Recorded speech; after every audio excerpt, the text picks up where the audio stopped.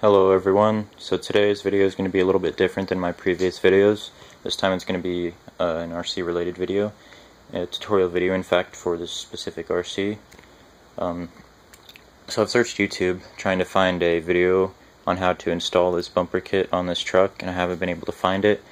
So I figured I'd make this so it'd make it easier for any of you who have this truck, so you could see a video form of how to install this. It does of course come with instructions, but it's easier to watch a video than use a paper copy, so let's get right into it. So today I'm going to be installing the RPM front bumper for the ECX Torment 4x4, which is right here. So first of all, I'll show you what came in the bag. This is what the bag looks like right here. So inside there is the kick plate, the front skid plate, the brace, and the actual bumper itself, along with instructions. And then in a smaller bag here, which I've torn open, there are two 25mm screws, two 16mm screws, 5 12mm screws, and 4 3mm lock nuts. And then there's also a little sticker sheet that came in it. Okay, so the first step of the install is going to be to remove the stock bumper, bumper support, and kick plate. So in order to remove the bumper, you're going to first want to start with the bumper support, which mounts in with these two holes right here. Unscrew those.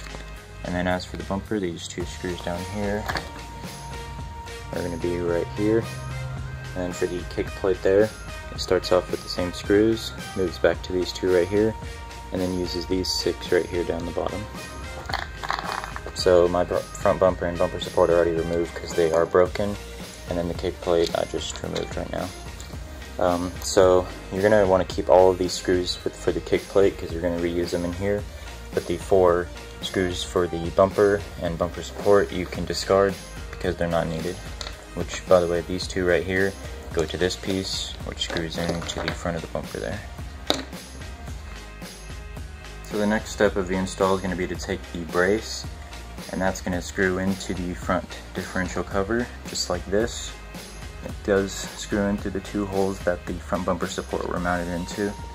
So let me do that real quick. Oh, and you're going to use 2 12mm screws with that, and 2 of the 3mm lock nuts. So I just mounted the brace on, and this is what it should look like, with the screws being screwed in from the top here. And then the lock nuts on the bottom here. Tighten those up as close as you can to the differential cover so you can secure the brace really nicely. And then you'll want to note that these 2 screws are fine threaded, whereas the ones that came on the bumper support that originally screwed in here are coarse threaded, so you're going to have to change the threads when you're screwing those in. Now let's move on to the next step, which is mounting the front skid plate to the bumper. So you're going to want to take your final 3 12mm screws, and you're going to have the front skid plate angled like this, and they just screw right in like that. So let me do that real quick. So this is the finished product. 3 screws just right there, simple and easy.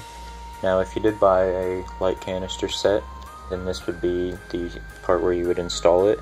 It fits between the bumper and the skid plate, and I did not buy a light canister set, so we'll move on from it.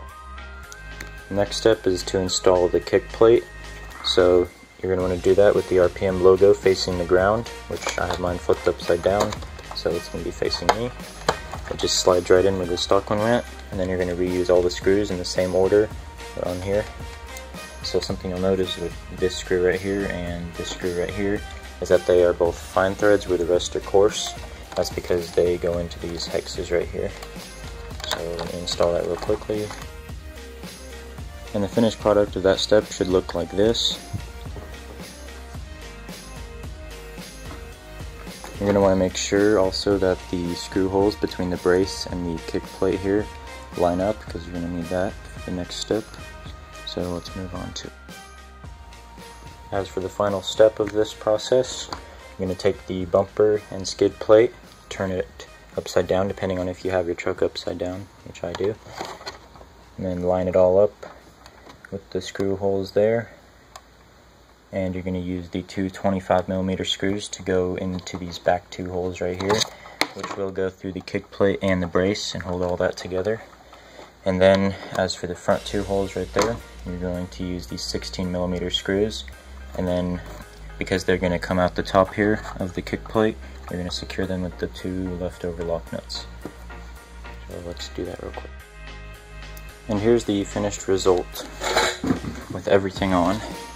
So here's the two 16mm ones with the 3mm lock nuts here. There's the bottoms of the 25mm screws that went through from the bottom up through the brace. That's what it looks like from the underside. Two 16mm up top, 25mm down bottom. And it's all a nice snug fit. It does feel stronger than the stock one. Seems like it'll last well. So anyway, thank you guys for watching. I hope this tutorial video helped you if you ever are wanting to install an RPM front bumper on an ECX Torment 4x4.